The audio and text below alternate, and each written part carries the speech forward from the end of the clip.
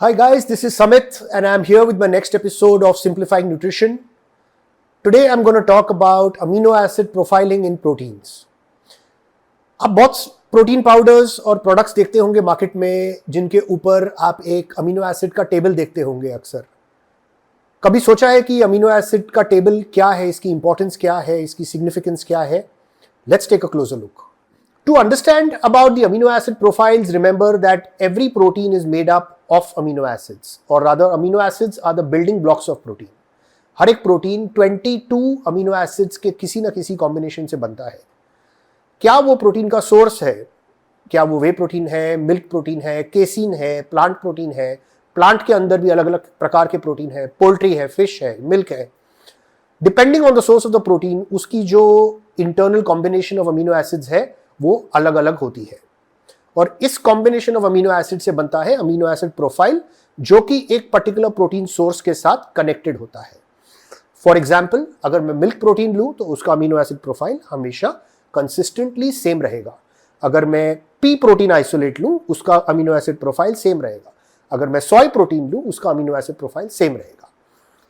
अभी प्रोटीन्स जो होते हैं दो प्रकार के होते हैं, या फर्स्ट क्लास या कंप्लीट प्रोटीन, और दूसरा होता है सेकंड क्लास या इनकम्प्लीट प्रोटीन. ज्यादातर एनिमल सोर्सेज, पोल्ट्री और मिल्क, कंप्लीट प्रोटीन होता है, जबकि most of the plant sources are either deficient or lacking in one or more amino acids.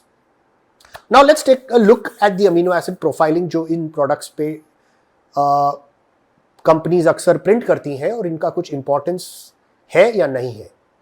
अभी एक चीज समझ लीजिए कि जो अमीनो एसिड प्रोफाइल समझो एक वे प्रोटीन प्रोडक्ट पाउडर के डब्बे पे प्रिंट होता है, वो उस वे प्रोटीन, उस वे पाउडर के अंदर के प्रोटीन का अमीनो एसिड प्रोफाइल प्रिंट होता है, जो कि किसी भी वे प्रोटीन के लिए आइडेंटिकली होगा. खाली ये फर्क हो सकता है, अगर आपका जो वे प्रोटीन है वो काउज मिल्क से आ रहा है या बफेलो मिल्क से आ रहा है तो एक वेरिएशन हो सकता है, वरना कोई भी काउज मिल्क के वे प्रोटीन का अमीनो एसिड प्रोफाइल सेम ही रहेगा. तो ये जो अमीनो एसिड प्रोफाइल आप प्रोडक्ट्स के ऊपर देखते हैं, ये उस फिनिश प्रोडक्ट के अमीनो एसिड प्रोफाइल का स्पेसिफिकली नहीं है, मगर उस फिनिश प्रोडक्ट के अंदर जो वे पाउडर है, उस वे पाउडर के अंदर के प्रोटीन का अमीनो एसिड प्रोफाइल है जो आप देख रहे हैं, और ये सेम रहेगा किसी भी ब्रांड के लिए. So printing it separately is just waste of label space, क्योंकि अगर आपको किसी भी वे प्रोटीन का अमीनो एसिड प्रोफाइल चाहिए, आप एक सिंपल गूगल सर्च करके उस वे प्रोटीन का अमीनो एसिड प्रोफाइल सर्च कर सकते हैं, और वो किसी भी वे प्रोटीन के लिए सेम ही रहेगा. जो फिनिश प्रोडक्ट्स के ऊपर कंपनीज छापती हैं उसका एक्चुअल में कोई मीनिंग नहीं है, it's just a waste of label space. Also, whether your protein is from whey concentrate or isolate, there is no real difference in the protein. The difference is in the protein percentage.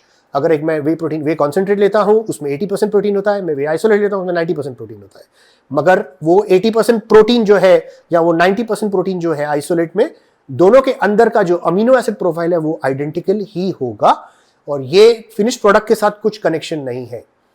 तो दोस्तों, अगर आप next time किसी particular amino acid profile के basis पे एक वे protein ले रहे हैं, it is really meaningless.